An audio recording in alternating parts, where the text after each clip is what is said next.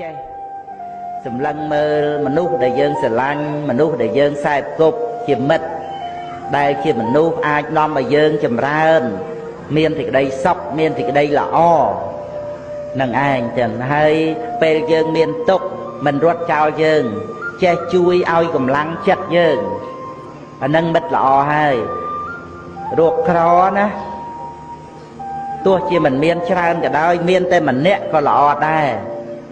នឹងឯងចឹងប៉ុន្តែបើរួមម្នាក់នឹងមិនមានទៅទៀតយើងត្រូវ